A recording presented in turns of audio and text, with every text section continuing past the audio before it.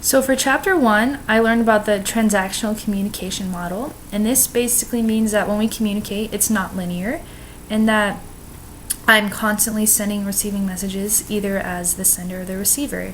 And it's super important that I make sure that I'm sending the messages that I want to, and so the receiver can understand what I'm saying.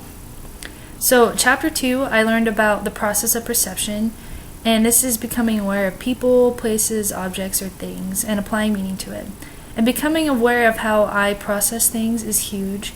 It can help me make sure that I don't jump to conclusions or that I take other things into consideration. So for chapter 3, I learned about listening barriers, and this is huge. This is probably one of the biggest things I took out of Comm 101. And I did catch myself actually using a listening barrier the other day. I used defensive listening.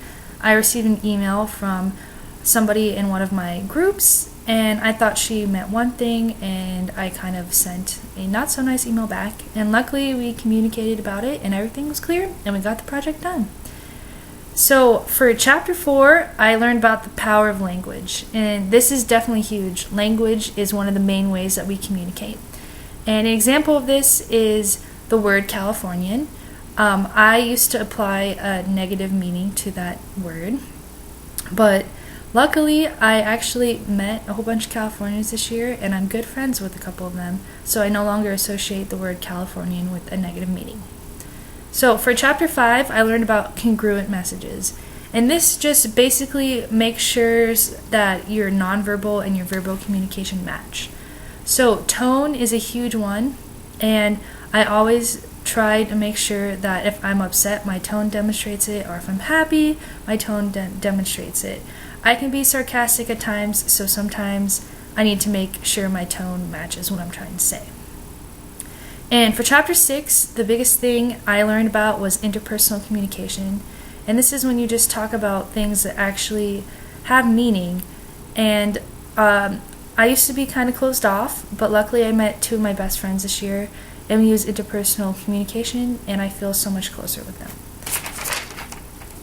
So for chapter 7, I learned about confirming messages, and this just means that you make sure that the person that you're listening to knows that you're listening to them. And this can be like looking them right in the eye or nodding, and it makes them feel better.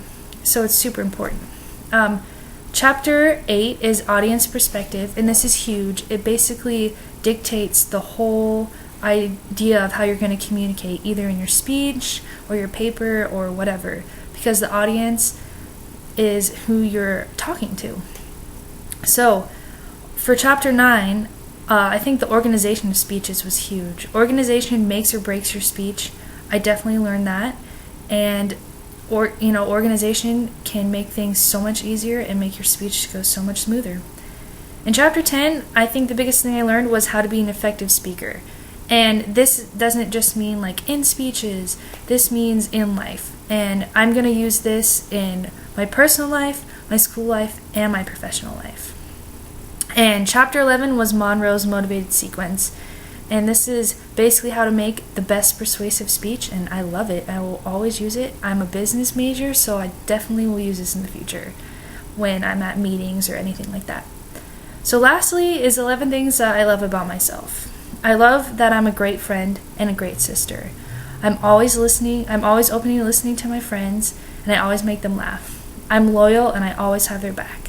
This is super important to me because I also want that to be reciprocated. And another thing that I love is that I'm a good student and I work really, really hard. I just got a $10,000 scholarship, and I work so hard.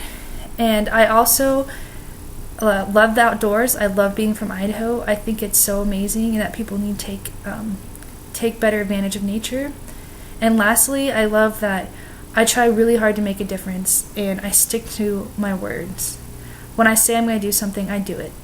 When I graduated high school, I had people tell me, Nicole, you're going to go on to do great things. And hopefully, I will.